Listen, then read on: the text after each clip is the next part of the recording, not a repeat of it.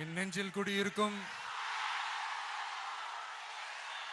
திருச்சி பகுதி மக்கள் உங்கள் அனைவருக்கும் என்னுடைய வணக்கம். எல்லாரும் எப்படி இருக்கிறீங்க? காலையில் எல்லாரும் சாப்பிட்டீங்களா? ரொம்ப நேரமா வெயிட் பண்றீங்க போல. இந்த சீக்கிரம் முடிச்சிடுறேன்.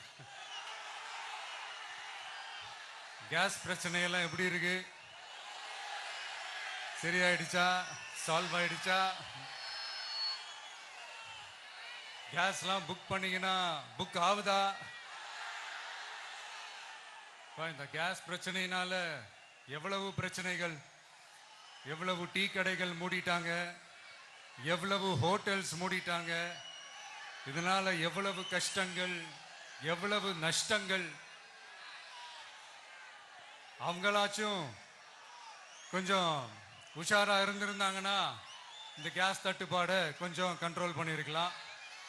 இவங்களாச்சும் கொஞ்சம் முன்னெச்சரிக்கையா இருந்திருந்தா அட்லீஸ்ட் நம்ம ஊர்லயாச்சும் இந்த கேஸ் தட்டுப்பாடை கொஞ்சம் கண்ட்ரோல் பண்ணியிருக்கலாம். இவங்க 2 பேரும் தான் இதுக்கு காரணம். ஆனா நம்ம ஸ்டாலின் சாரை கேட்டீங்கன்னா நமக்கு அதுக்கும் சம்பந்தமே இல்லையே அப்படின்பாரு. ஆனா அவரு வீட்டில் ஏதாவது ஒரு ரைடுனா, அவரு வீட்டில் ஏதாவது ஒரு பிரச்சனைனா டெல்லிக்கு பறந்து போயிட்டு வருவாரு. இந்த கேஸ் சிலிண்டர் பிரச்சனைக்கு கொஞ்சம் டெல்லிக்கு பறந்து போயிட்டு வரலாம்ல, கொஞ்சம் பிரயோஜனமா வச்சு இருக்கும்ல. கேஸ் சிலிண்டருக்கு மானியமா 100 ரூபாய் தருவேன்னு சொன்னீங்களே, என்ன ஆச்சு? கரும்புக்கு ஆதார விலையா 4000 ரூபாய் தருவேன்னு சொன்னீங்களே, என்ன ஆச்சு? இந்த ரேஷன்ல சர்க்கரை 1 கிலோ எக்ஸ்ட்ரா தருவேன்னு சொன்னீங்களே, என்னாச்சு? ரேஷன்ல உளுந்தம்பருப்பு கொடுப்பேன்னு சொன்னீங்களே, என்னாச்சு? நானும் இது எத்தனை வாட்டி ரிப்பீட் பண்றதுன்னு எனக்கு தெரியல. நீட்டை ரத்து செய்வோம்னு சொன்னீங்களே, என்னாச்சு? சோ இதெல்லாம் எதெல்லாம் அவரால் செய்ய முடியாதோ அதையெல்லாம் பொய் வாக்குறுதிகளா கொடுத்து ஏமாத்துறது தான் இவருடைய வேலையே. இப்ப அடுத்த செட் ஆஃப் இந்த பொய் வாக்குறுதிகளை ரெடி பண்ணிட்டாரு. அதனால அவரை மாதிரி நாங்க பொய் வாக்குறுதிகள்லாம் கொடுக்க மாட்டோம். மக்களுடைய தேவைகள் என்னன்னு சரியா புரிஞ்சுக்கிட்டு அதுக்கு ஏத்த மாதிரி தான் நாம செயல்படுவோம். 6 சிலிண்டர்கள் தாய்மார்களுக்கு கட்டணம் இல்லாம அன்னபூர்ணி சூப்பர் 6 திட்டம் சொன்ன மாதிரியே நிறைவேற்றுவோம். கல்யாணம் ஆகி போற நம்ம தங்கைகளுக்கு 1 பவுன் தங்கமும் பட்டு சேலையும் சொன்ன மாதிரியே கொடுப்போம். 60 வயசு வரைக்கும் இருக்கிற குடும்ப தலைவிகளுக்கு மாதந்தோறும் 2500 சொன்ன மாதிரியே கொடுப்போம். என்னுடைய அம்மா, அக்கா, தங்கைகள் எல்லாருமே தமிழ்நாட்டில் எந்த மூலையிலிருந்து எங்க வேணாலும், தமிழ்நாட்டுக்குள்ள எந்த பஸ்ல வேணாலும் ஃப்ரீயா சொன்ன மாதிரியே ஃப்ரீயா போகலாம். கல்வி, ரேஷன், மருத்துவம், குடிநீர், சாலை வசதி, பஸ் போக்குவரத்து, இந்த மாதிரி அடிப்படை விஷயங்கள்ல தான் எங்களுடைய முதல் கவனம் இருக்கும். நான் ஏற்கனவே சொன்னது மாதிரி நிறைய கவர்மெண்ட் ஸ்கூல்ல இந்த டாய்லெட் வசதிகள்லாம் சரியா இல்ல, அதை சரிப்படுத்தணும்னு சொன்னோம். உடனே இதெல்லாம் ஒரு பெரிய விஷயமா அப்படின்ட்டு சில அறிவாளிங்க கேட்டாங்க. அந்த அடிப்படை வசதிகள் இல்லாததுனால தான் ஒரு 12th ஸ்டாண்டர்ட் படிக்கிற பொண்ணு ஒரு அவசரத்துக்கு ஒரு காட்டு பக்கம் ஒதுங்கினாங்க. என்னாச்சு? இந்த உலகத்தை விட்டே போயிட்டாங்க. அதுக்கு என்ன காரணம்? இந்த மாதிரி அடிப்படை வசதிகள் இல்லாததான் காரணம். அதனால என்னுடைய தாய்மார்களே, உங்களுக்கு பாதுகாப்பு இல்லாத இந்த அடிப்படை வசதிகள் கூட செஞ்சு கொடுக்காத இந்த தீய சக்தி திமுக அரசை என்ன பண்ணலாம்? தூக்கி வீசி அறிவோமா? எதுக்கு இப்ப அங்க இங்க சுத்திக்கிட்டு நம்ம ஊருக்கே வருவோம், நம்ம திருச்சிக்கே வருவோம். இங்க ஒரு மந்திரி இருக்கிறாரு, நகராட்சி துறையில வேலை வாங்கி தரதா சொல்லி கோடிக்கணக்கான பணத்தை லஞ்சமா வாங்கிக்கிட்டு தகுதியானவங்களுக்கு எல்லாம் வேலை வாய்ப்பு கிடைக்காத அளவுக்கு பண்ணிருக்கிறாரு. இதெல்லாம் எவ்வளவு பெரிய ஒரு ஏமாத்து வேலை. அதனால நம்ம தம்பி தங்கைகளே, உங்களுக்கு இந்த வேலை வாய்ப்பை பறிச்ச இந்த ஸ்டாலின் சார் சர்க்காரை என்ன பண்ணலாம்? தூக்கி வீசி எறிவோமா? உங்களுக்கு இந்த பாதுகாப்பு இல்லாத, சட்டம் ஒழுங்கு சரியில்லாத இந்த தீய சக்தி திமுக அரசை என்ன பண்ணலாம்? தூக்கி வீசி எறிவோமா? நகராட்சி துறையில மட்டுமே 1000 கோடிக்கு மேல ஊழல்னா, அப்ப மத்த துறையில எல்லாம் கொஞ்சம் கணக்கு போட்டு பாருங்க, தலையெல்லாம் சுத்தி போயிடும்.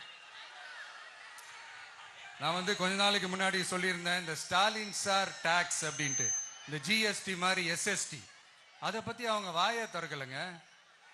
என்னமோ அவங்களே ஒத்துக்கிட்ட மாதிரி இருக்குது. ஆமா, இப்படி ஒரு டாக்ஸ் இருக்குது அப்படின்னு அவங்களே ஒத்துக்கிட்ட மாதிரி ஆயிடுச்சு.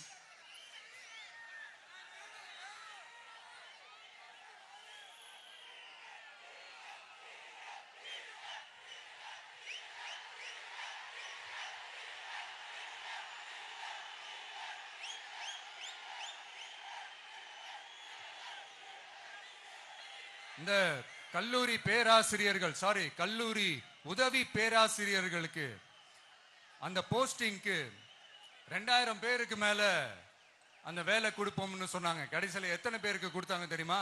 வெறும் 5 பேருக்கு. 2000 எங்க, இந்த 5 எங்க? அதனால இதெல்லாம் வெறும் அறிவிப்புகள் மட்டும்தான். இந்த மாதிரி லட்சக்கணக்கான காலி பணியிடங்களை நிரப்புவோம்னு சொன்னாங்க. அதுவும் என்ன ஆச்சுன்னு தெரியல. இதெல்லாம் வெறும் அறிவிப்புகள் மட்டும்தான். இதனால ஒரு யூஸுமே கிடையாது. யூஸ்லெஸ் கவர்மெண்ட் இது. அது மாதிரி 100% ஒரு நியாயமான ஒரு ஆட்சிய நாம கொடுப்போம்ங்க. 100% நீங்க இந்த விஜய நம்பலாமுங்க. நீங்க நம்புறீங்கன்னு எனக்கு தெரியும். அதனாலதான் என்னுடைய சொந்த பந்தங்களாகிய உங்ககிட்ட எனக்கு அந்த உரிமை இருக்கு. எனக்கு ஒரு வாய்ப்பு கொடுங்க, எனக்கு ஒரு சான்ஸ் கொடுங்கன்னு உங்ககிட்ட கேட்காம வேற யாருக்கிட்ட நான் கேட்பேன்? அதனால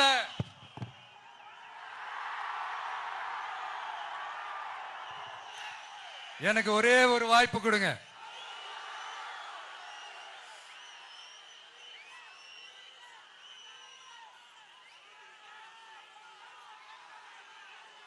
இருந்தாலும் ரொம்ப முக்கியமா ஒன்ன நீங்க ஆழமா மனசுல வச்சுக்கணும். இந்த எலெக்ஷன்ல திமுக ஏலத்தில் எடுத்திருக்கிற கல்லாப்பெட்டி கூட்டணியோட சேர்ந்து, அப்புறம் நாம ஏற்கனவே சொன்னோமே அந்த மற்றும் பலர் கூட்டணின்னு ஒண்ணு இருக்குல்ல, அவங்களோடும் கள்ள கூட்டணி போட்டுக்கிட்டு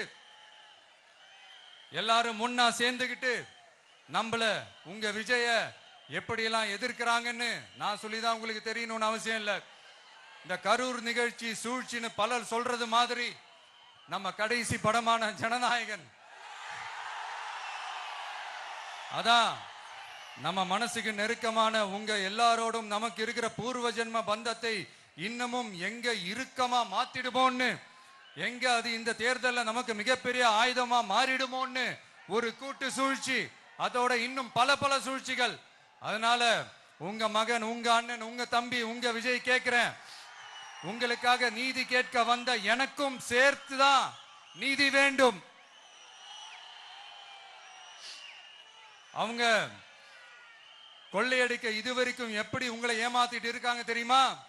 இந்த காங்கிரஸ்ல இருக்கிற சிலரை கையில பணப்பையில போட்டுக்கிட்டு சிறுபான்மை மக்களை ஏமாத்த ஒரு நேரடி பாதி கதர் கூட்டணி, அப்புறம் இந்த மற்றும் பலர் கூட்டணின்னு ஒண்ணு இருக்குல்ல, அதோட டெல்லி ஓனரோட ஒரு கொள்ளைப்புற கள்ள கூட்டணி, அதாவது பாதி காவி கூட்டணி.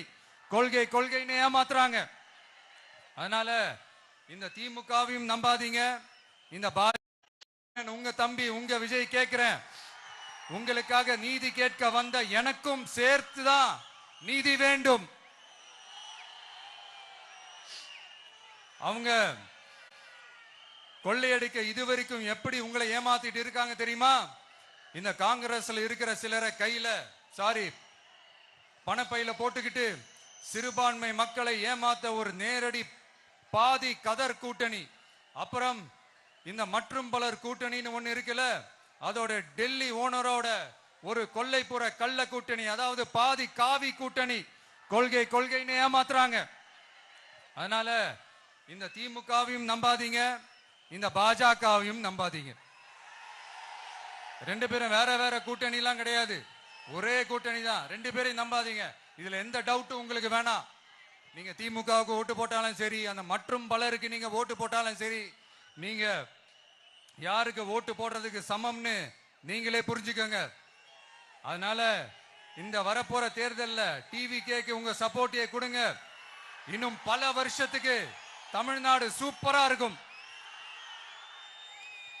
அப்புறம் நான் ஒரு விஷயத்தை திருப்பி ரிப்பீட் பண்றேன்னு சொல்லி யாரும் தவறா எடுத்துக்க வேணாம். ஏன்னா அது என்னுடைய கடமை. ஒவ்வொரு ஊருக்கும் போய் அதை நான் ரிப்பீட் சொல்லியே ஆகணும். ஏப்ரல் 23ஆம் தேதி சும்மா காலங்காத்தால பக்காவா ரெடி ஆயிட்டு ஓட்டர் ஐடி கார்டை கையில எடுத்துக்கிட்டு முதல்ல பூத்துல போய் நின்னு அந்த விசில் சின்னத்துக்கு நேரா இருக்கிற அந்த பட்டனை ஒரு அழுத்துங்க. உங்க வீட்டுல இருக்கிற ஒவ்வொருத்தரையும் அழைச்சிட்டு போங்க. சப்போஸ் வெளியூர்ல இருந்து இங்க திருச்சியில இருக்கீங்கன்னா, என்னடா ஊருக்கு போய் ஓட்டு போடணுமேன்ட்டு அசால்ட்டா விட்டுறாதீங்க. இப்பவே அட்வான்ஸ் அவங்களுடைய டிக்கெட்டை புக் பண்ணுங்க. இது ஒரு தலைமுறைக்கான ஒரு தேர்தல், உங்களுக்கான தேர்தல். எவ்வளவு பெரிய வசதியான வாழ்க்கையா இருந்தாலும் எல்லாத்தையும் உதறி தள்ளிட்டு உங்களுக்காக மட்டுமே வந்திருக்கிறேன். உங்களுக்காக நன்றி கடன் செலுத்துறதுக்காக மட்டுமே வந்திருக்கிறேன். அத்தனை வழிகளையும் தாங்கிக்கிட்டு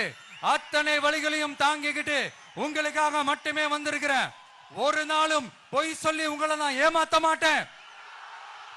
இந்த 4 முனை போட்டி 40 முனை போட்டின்னு எத்தனை முனை போட்டின்னு வந்தாலும் இங்க 2 முனை போட்டி மட்டும்தான்.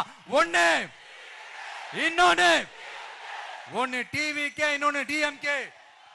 மக்கள் விரோத ஆட்சி நடத்துற ஸ்டாலின் சார் வேணுமா, மக்களை நேசிக்கிற விஜய் வேணுமா? அவ்வளவுதான் இந்த தேர்தலே. அதனால உங்க விஜய்க்கு, உங்க அண்ணனுக்கு, உங்க தம்பிக்கு, உங்க பிள்ளைக்கு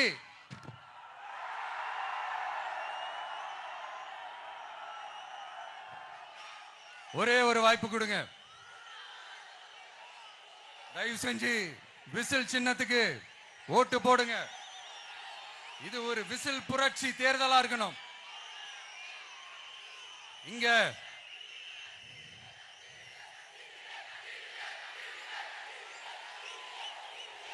தேங்க்யூ.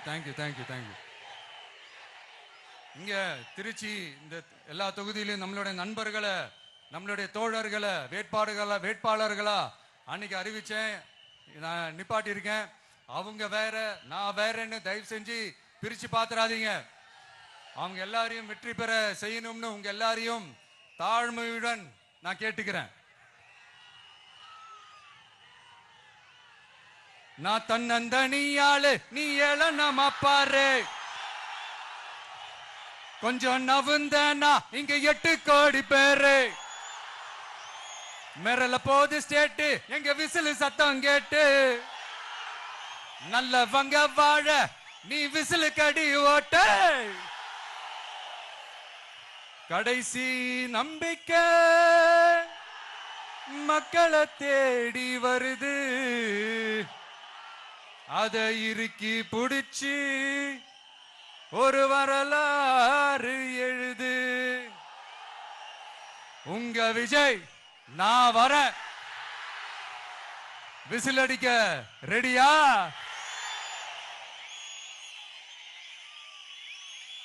கான்பிடண்டா இருங்க. நல்லதே நடக்கும். வெற்றி நிச்சயம். மீண்டும் சந்திக்கும் வரை நன்றி, வணக்கம்.